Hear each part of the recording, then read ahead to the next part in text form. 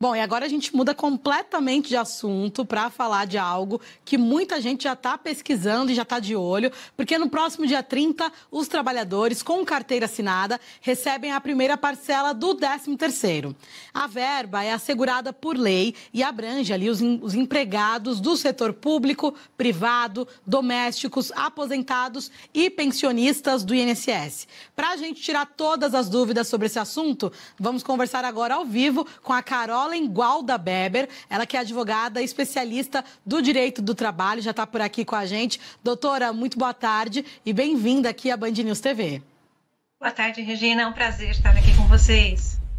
Doutora, vamos começar já tirando algumas dúvidas, porque muita gente, inclusive, há pouco a gente entrou aqui com a nossa sala digital, uma parceria com o Google, porque muita gente tem ido lá no Google fazer suas perguntas, recorrer ali a algumas dúvidas, e aí choveu perguntas em relação ao 13º. Se a gente puder colocar a arte por aqui, para a gente já partir para algumas dessas dúvidas, porque olha só, a primeira que está ali, ó, perguntas que estão em ascensão em relação ao 13º, e a primeira que surge, doutor, é como calcular de fato o 13º salário. Como que faz essa conta, esse cálculo? Tem gente às vezes ali num serviço temporário também, aí por isso surge essa dúvida, ou começou no meio do ano nesse novo emprego, como que faz esse cálculo?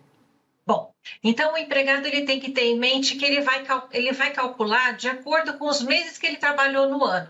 Então, se ele trabalhou 15 dias, pelo menos, no mês, a partir daí ele já conta, já entra no cômputo. Então, a partir de 15 dias trabalhados no mês, 1/12 já entra no cálculo. Então, se o trabalhador trabalhou o ano inteiro, 12/12, ele vai receber um salário inteiro. Se ele trabalhou 5 meses no ano, ele vai receber 5/12. Então, é sempre proporcional aos meses que ele trabalhou. Lembrando que pelo menos 15 dias trabalhados no mês já conta como 1/12, já conta como 1/10, né? 1/12 para aquela conta. Então, sempre vai ser a soma do tempo que ele trabalhou naquele ano, nesse ano agora, né, de 2024. Sempre também levando em consideração o salário bruto dele. Então, o trabalhador vai somar o valor bruto do salário e dividir pelos meses, né? Então, ele vai levar em consideração o salário bruto. O trabalhador que recebe por comissão, então ele vai levar em conta a média da comissão do último ano que ele trabalhou ou dos últimos meses dele, né? Se ele trabalhou o ano inteiro, a soma sempre do último ano ou dos últimos meses da comissão.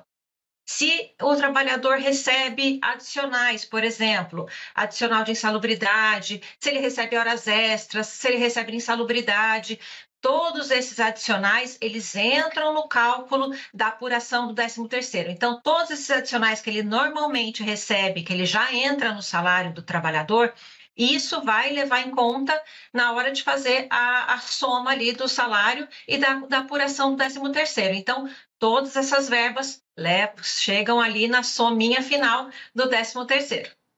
E, doutora Carolen, tem uma outra dúvida importante para a gente explicar aqui para a nossa audiência, é que como que esses pagamentos podem ser feitos, né? Porque agora, para esse mês de novembro, tem essa expectativa dessa primeira parcela do 13º, mas existem ali outras possibilidades de uma parcela única. Como que funciona?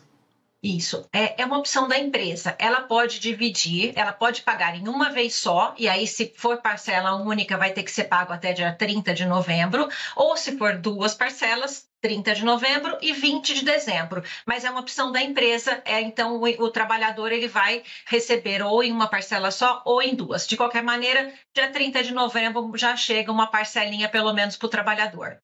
Ele também pode ter pedido uma antecipação, mas isso também depende da empresa e pode ter acontecido do trabalhador ali no mês de janeiro ter feito uma solicitação para a empresa para que ele receba a primeira parcela junto com as férias. Então, para alguns casos em específico, o trabalhador no mês de janeiro faz a solicitação para a empresa para que ele receba essa primeira parcela junto com as férias. Então, na segunda parcela, quando ele for receber em dezembro, também já vai vir o desconto dessa primeira parcela que já recebeu, tá? Então, tem essas possibilidades. E, doutora, olhando para os prazos, né, até pegando aqui como gancho uma das dúvidas que surgiram ali na nossa sala digital, olhando ali para as buscas do Google, qual é o prazo, de fato, para receber esse 13º e até olhando para essas questões, né, de parcela única, da segunda parcela, primeira parcela, quais são os prazos aí para o trabalhador ficar atento?